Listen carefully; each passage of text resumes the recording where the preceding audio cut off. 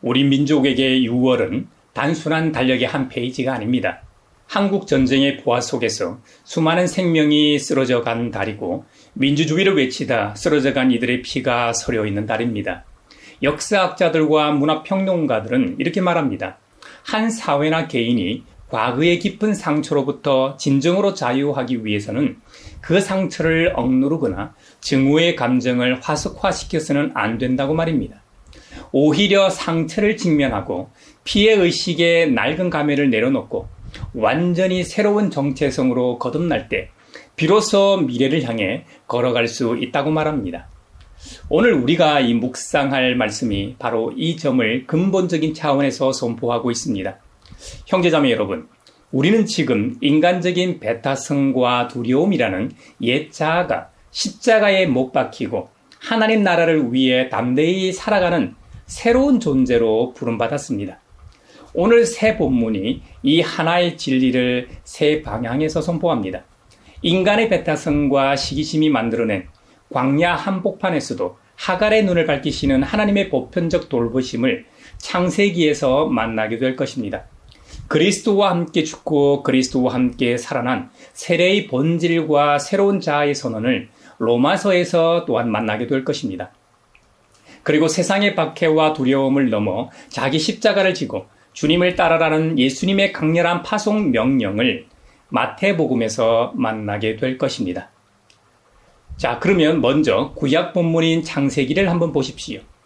이삭이 젖을 떼던 날, 아브라함의 집에는 큰 잔치가 벌어졌습니다. 100세에 얻은 아들이 건강하게 자라고 있으니 온 집안에 웃음꽃이 피었을 겁니다. 그런데 바로 그 기쁨의 날에 사라의 눈에 불편한 장면이 펼쳐졌습니다. 자신의 몸종이었던 하갈이 낳은 이스마엘이 자신의 아들 이삭을 놀리고 있었습니다. 사라는 그 즉시 남편 아브라함에게 달려갑니다.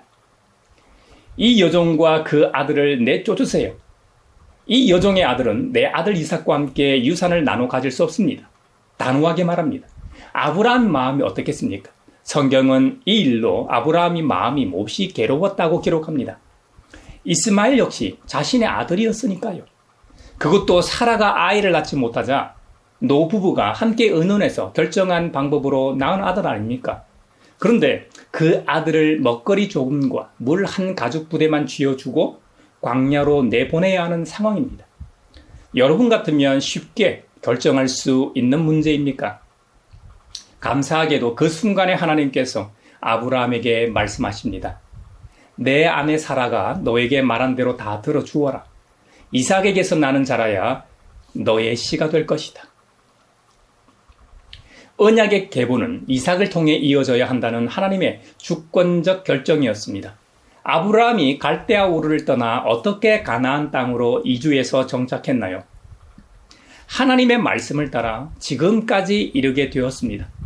이번에도 그 말씀대로 따라 행합니다. 그래서 다음날 아침 아브라함은 인간적으로 괴로운 마음을 안고 하갈과 이스마엘을 떠나보냅니다. 그런데 이 이야기는 여기서 끝나지 않습니다. 오히려 여기서부터 오늘 말씀의 핵심이 시작됩니다. 하갈은 브엘세바 광야를 정처 없이 헤매다가 마침내 물이 떨어집니다. 아이가 죽어가고 있었습니다. 하갈은 아이를 나무 그늘 아래에 뉘어놓고 멀찍이 떨어져 주저앉아 울기 시작합니다. 아이가 죽는 것을 볼 수가 없구나. 모성의 절규였습니다. 바로 그때 하나님이 움직이십니다. 여기서 원어를 살펴보면 말씀의 깊이가 더 선명해집니다. 창세기 21장 19절에 하나님이 하갈의 눈을 밝히시니 하갈이 샘을 발견하고 가서 가죽 부대에 물을 담아다가 아이에게 먹였다고 기록합니다. 여기서 하나님이 하갈의 눈을 밝히셨는데요. 히브리어 원문으로 보면 이것은 단순히 시력이 좋아졌다는 말이 아닙니다. 절망으로 완전히 닫혀버린 눈이 하나님의 살리시는 은혜로 말미암아 새롭게 열렸다는 영적 개안을 의미합니다. 한마디로 영안이 열렸다는 말입니다. 영안이 말이에요. 그 순간 하갈의 눈에 샘물이 보였습니다. 이미 거기 있었을 텐데 절망에 가려 보이지 않던 생명의 샘이 보이기 시작한 것이지요. 그리고 21장 9절에서 이스마엘이 이삭을 놀리는 행동은 단순한 아이들의 장난이 아닙니다. 이 단어는 하나님의 언약과 약속의 자녀를 가볍게 여기는 육신적 태도를 가리킵니다. 그 결과가 가정의 분열을 가져왔고 자신과 어머니를 광야로 내몰았습니다. 인간의 시기와 배타성이 낳는 결과가 무엇인지를 이 이야기는 우리에게 적나라하게 보여줍니다. 그러나 하나님은 언약의 자녀 이상만의 하나님이 아니시지 않습니까? 광야에서 죽어가는 이방 여인 하갈의 울음소리도 들으시는 하나님이셨습니다. 물론 이 사건은 이스마엘도 너의 아들이니 그 아이도 큰 민족이 되게 하겠다고 약속하신 바로 그 약속의 성취이기도 합니다. 그래서 하나님께서는 대성통곡하는 하갈에게 천사를 보내 위로하시면서 말이죠. 아이를 안아 일으키고 달래어라. 내가 저 아이에게서 큰 민족이 나오게 하겠다고 하갈에게도 약속해 주셨습니다. 하나님의 긍휼은 언약의 경계를 넘었습니다. 우리의 고정관념, 배타적인 인간의 속성을 뛰어넘는 것을 이 본문에서 보게 됩니다. 사도 바울은 로마서 5장에서 죄가 많은 곳에 은혜가 더욱 넘치게 되었다고 선포했습니다. 이런 말씀을 들으면 혹 누군가는 이렇게 반론을 제기할지도 모릅니다. 그렇다면 목사님, 은혜가 더 넘치도록 계속 죄 가운데 살면 어떻습니까? 이 궤변에 바울은 단 한 문장으로 대답합니다. 그럴 수 없습니다. 그리고 그 이유를 세례라는 상징을 통해 설명합니다. 세례를 받는다는 것은 무엇입니까? 단순히 물에 잠겼다가 나오는 의식이 아닙니다. 요즘은 다른 방식으로 세례를 베풀죠. 특히 개신교 중에서도 장로교회에서는 기독교 2000년 역사 가운데 있었던 침수, 물에 완전히 잠기는 거예요. 관수, 물을 붓는 거예요. 살수, 물을 이렇게 끼얹는 거예요. 세 가지 방식 중에서 가장 간단한 살수라는 방식으로 세례를 베풀고 있죠. 저도 그 방식으로 세례를 받았고 여러분도 아마 그 방식으로 세례를 받았을 겁니다. 우리 교회에서는 침수까지는 아니고 관수라는 방식으로 세례를 베풀고 있습니다. 그 첫 세례자가 저의 쌍둥이 자녀입니다. 그 아이들이 아기일 때 이마에 물을 붓는 방식으로 세례를 베풀었죠. 어느 것이 더 옳고 좋다는 의미는 아닙니다. 세례를 받는 효력은 다 똑같으니까요. 교회의 상황과 형편에 따라 침수든 관수든 살수든 선택해 거행하면 되는 것입니다. 다시 로마서 6장 본문으로 돌아가 바울은 말합니다. 우리가 세례를 받을 때 예수 그리스도의 죽으심과 연합하였다고 말입니다. 물속으로 걸어 들어가는 것은 그분과 함께 장사되는 것이고 물에서 다시 나오는 것은 그분의 부활에 참여하는 것이라고 말입니다. 여기서 핵심 원어 두 가지를 살펴보겠습니다. 6장 4절에 그와 함께 묻혔다. 개역 개정판에서는 좀 더 직관적으로 그와 함께 장사되었나니로 번역하고 있습니다. 헬라어 원어로는 완료 시제로 표기했는데요. 이미 완전히 끝난 사건이라는 뜻입니다. 역사책에 나오는 것처럼 과거의 사실로 이미 완결된 선언입니다. 죄에 이끌려 살던 우리의 옛자아, 이기심, 두려움, 욕망은 예수님과 함께 무덤에 이미 매장되었음을 믿으시기 바랍니다. 그리고 11절에 여러분도 죄에 대해서는 죽은 사람이요 하나님을 위해서는 그리스도 예수 안에서 살고 있는 사람이라는 것을 알아야 합니다. 바로 여기에서 알아야 한다는 말의 의미는 이것은 회계사가 장부에 숫자를 기입하는 행위를 묘사하는 단어입니다. 감정이 좋을 때 가끔 생각해 보는 것이 아닙니다.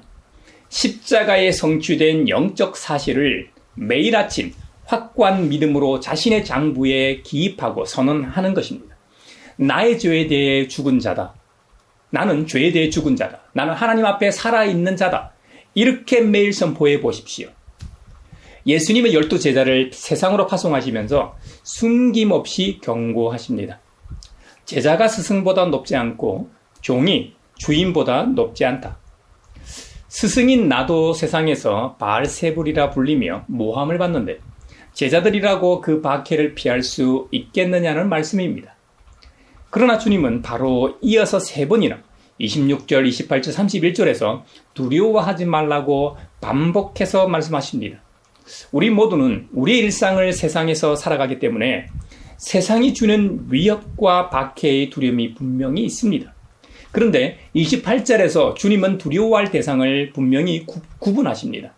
몸은 죽일지라도 영혼은 죽이지 못하는 이를 두려워하지 말고 영혼도 몸도 둘 다 지옥에 던져서 멸망시킬 수 있는 분을 두려워하라는 겁니다. 사람의 눈치와 세상의 위협을 두려워하는 것과 하나님을 경외하는 것 사이에서 선택하라는 것이죠. 그리고 38절에 자기 십자가를 지라고 말씀하십니다. 자기 십자가. 1세기 로마 사회에서 십자가를 진다는 것은 단 하나의 의미만 가졌습니다. 자신의 모든 권리와 미래 그리고 생명을 포기하고 사형장을 향해 걸어가는 것을 의미합니다. 제자도는 종교적 취미 활동이 아닙니다. 내 뜻을 죽이고 주님의 통치에 전적으로 복종하는 매일매일의 결단입니다. 이 세 본문이 6월을 살아가는 우리의 일상과 어떻게 만납니까? 말씀은 예배당에서 선포되지만 그 말씀이 살아있다는 것은 우리가 매일 살아가는 삶의 현장에서 바로 저와 여러분의 일상에서 증명됩니다. 첫 번째로 혐오와 배타성의 광야에서 하갈과 같은 이방인들의 이웃이 됩시다. 6월 우리는 보훈의 달이라고 말하면서 실제로는 어떤 감정을 소비하고 있습니까? 역사의 상처를 치유와 화해의 언어로 다루고 있습니까? 아니면 내 편과 내 편을 다루는 진영 논리의 연료로 쓰고 있습니까?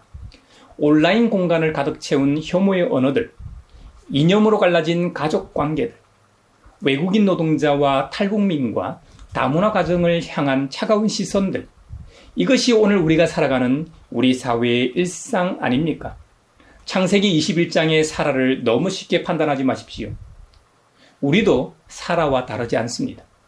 내 가족, 내 공동체, 내 집단의 이익을 위해 광야로 내몰아야 할 하갈과 이스마엘을 마음속에 두고 사는 것이 바로 우리 모두의 민낯일지도 모릅니다. 그런데 하나님은 어디 계셨습니까? 이삭의 집잔치상 옆이 아닙니다. 물이 떨어져 아이가 죽어가는 그 광야 한복판에 계셨습니다. 하갈의 눈을 밝히사 샘물을 보게 하신 그 하나님이 바로 우리 하나님이십니다. 할렐루야. 이번 주 내 주변의 광야를 찾아보십시오. 이웃한 다문화 가정 아이가 바로 우리 교회 주일학교에 혹시 외톨이로 앉아 있지는 않습니까? 직장에서 비정규직이라는 이유로 밥자리에서 소외되는 동료가 있지는 않습니까? 같은 아파트에 살면서도 한 번도 눈 마주친 적 없는 경비원 어르신은 어떻습니까? 하나님이 하갈의 울음소리를 들으셨듯 우리가 그 소리에 귀를 기울이는 것을 우리 하나님 아버지는 원하십니다. 그것이 창세기 21장이 6월을 살아가고 있는 우리에게 요청하는 첫 번째 적용입니다. 교회가 인연적 편향의 확성기가 아니라 화해와 평화, 환대의 공간이 될 때 우리는 비로소 우리의 옛자 가운데 하나인 배타성을 바로 십자가에 못 박는 것입니다. 두 번째로 가족 이기주의와 물질 우상을 십자가에 장사 지내야 합니다. 마태복음 10장 37절에서 예수님은 충격적인 말씀을 하십니다. 나보다 아버지나 어머니를 더 사랑하는 사람은 어떻게 해요? 내게 적합하지 않고 나보다 아들이나 딸을 더 사랑하는 사람도 뭐라고요? 내게 적합하지 않다. 2000년 전 이 말씀도 파격적이지만 오늘 한국 사회에서 이 말씀은 훨씬 더 날카롭게 우리의 가슴을 찌릅니다. 형제자매 여러분, 솔직히 한번 자문해 보십시오.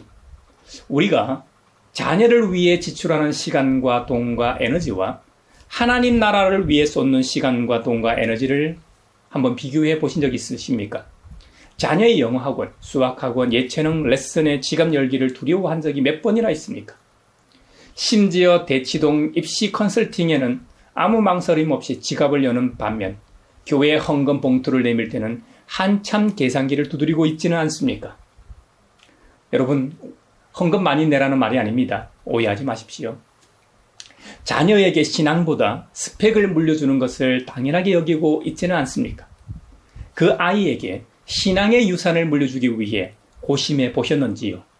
아이의 믿음이 자라기 위해 영적으로 얼마나 노력하셨는지를 물어보는 것입니다. 바울의 말씀이 여기서 실제적인 힘을 발휘합니다. 우리는 세례를 통해 그리스도와 함께 이미 장사된 그리스도인들입니다. 자녀에 대한 집착, 부동산으로 이 표상되는 물질적 안전에 대한 탐욕, 이 정도는 되어야 사람 구실을 한다는 바로 세상의 기준에 대한 두려움. 이것들은 우리의 옛자가 부여잡고 있는 우상들입니다. 그것이 이미 무덤에 묻혔다는 사실을 믿음으로 선언해야 합니다. 구체적으로 이렇게 해보십시오. 이번 한 주간 가족 식탁에서 자녀에게 이런 질문을 던져보십시오. 우리 가족이 가장 소중히 여기는 것이 무엇인지 알고 있니? 그 대답이 성적과 돈과 성공이 나온다면 우리는 오늘 무엇을 먼저 점검해야 하는지 알게 됩니다. 자녀에게 세상의 스펙보다 하나님을 경외하는 삶의 자세를 유산으로 물려주는 것, 그것이 가정에서의 십자가 제자도입니다. 그리고 한 가지 더, 올 하반기 가계부를 펼쳐놓고 기도하면서 하나님 나라를 위한 항목을 의도적으로 첫 번째 줄에 한번 써 넣어 보십시오. 그 작은 행위가 내가 진정으로 무엇에 죽어 있고 무엇을 향해 살아있는지를 삶으로 선언하는 것입니다. 마지막 세 번째, 세상의 눈치에서 해방되어 삶의 현장에서 복음을 시인하십시오. 마태복음 10장 32절, 예수님은 우리에게 약속하십니다. 누구든지 사람들 앞에서 나를 시인하면 나도 하늘에 계신 내 아버지 앞에서 그 사람을 시인할 것이다. 이 말씀의 반대편에는 묵직한 경고가 있습니다. 사람들이 무섭고 불이익이 두려워서 신앙을 숨기고 세상의 불의한 관행에 침묵하는 삶. 주님은 그 삶을 나를 부인하는 것이라고 부르십니다. 형제자매 여러분, 직장에서 어떻게 여러분 생활하고 계십니까? 부당한 지시 앞에서 침묵하는 것이 처세라고 생각하십니까? 불의한 관행에 눈 감는 것이 사회생활이라고 자신을 설득하고 있지는 않습니까? 회식 자리에서 동료가 약자를 조롱할 때, 거래처가 뇌물을 당연하게 요구할 때, 상사가 부정직한 보고서를 만들라고 시킬 때, 우리는 어떻게 서 있었습니까? 주님의 말씀은 분명합니다. 몸은 죽일지라도 영혼은 죽이지 못하는 일을 두려워하지 말라. 직장을 잃을까봐, 동료들에게 이상한 사람으로 찢길까봐, 거래가 끊길까봐, 이 모든 두려움은 결국 몸을 죽이는 자에 대한 두려움입니다. 하나님을 경외하는 사람은 그 두려움보다 더 큰 경외함을 가슴에 품고 있기 때문에 역설적으로 세상 앞에서 자유로울 수 있습니다. 내일 아침 출근하면서 이렇게 한번 선포해 보십시오. 나는 사람들의 평가에 대해 죽은 자다. 나는 하나님 앞에서 살아있는 자다. 할렐루야. 그리고 딱 한 가지, 지금까지 두려워서 하지 못했던 정직한 말 한마디를 해보십시오. 부당한 요구 앞에서 조용하지만 분명하게 저는 그렇게 할 수 없습니다. 저는 그렇게 할 수 없습니다. 라고 말해보십시오. 약자가 조롱당하는 자리에서 그 말은 적절하지 않을 것 같습니다. 그 말은 적절하지 않을 것 같습니다. 라고 말해보십시오. 그것이 사람 앞에서 주님을 시인하는 가장 일상적인 형태입니다. 또 그 말은 다른 사람을 살리는 말이 될 것입니다. 동시에 기독교인으로서 그리스도인으로서의 정체성을 긍정적으로 드러내는 것도 한번 생각해 보십시오. 직장 동료가 힘든 일을 털어놓을 때 내가 기도해 줄게요 라고 말할 용기를 한번 내어 보십시오. 점심 식사 전에 조용히 감사 기도를 드리는 일상적인 고백도 한번 해보십시오. 이런 작은 시인들이 쌓여서 세상 앞에 우리의 정체성이 세워집니다. 주님께서 참새 한 마리도 허락 없이는 땅에 떨어지지 않는다고 말씀하셨습니다. 하물며 그분의 이름을 시인하며 살아가는 우리의 하루하루가 그분의 손 밖에 있겠습니까? 믿음의 형제자매 여러분, 오늘 새 본문이 하나의 이야기를 들려주었습니다. 광야에서 아이가 죽어가는 절망 속에 있던 하갈의 눈을 밝히셔서 생명의 샘물을 보게 하신 그 하나님을 만났습니다. 우리의 이기심과 두려움과 옛자아를 예수 그리스도와 함께 이미 무덤에 장사하신 십자가의 복음도 보았습니다. 세상의 박해와 두려움을 이기고 자기 십자가를 지며 주님을 따르라는 파송의 명령도 보았습니다. 이 세 가지 메시지가 오늘 우리 앞에 하나의 강으로 합류하듯 우리 마음속에 본류가 되어 우리가 가는 곳마다 흐를 겁니다. 출발점으로 돌아가겠습니다. 6월의 상처와 혐오 속에서 우리는 어떤 정체성으로 살겠습니까?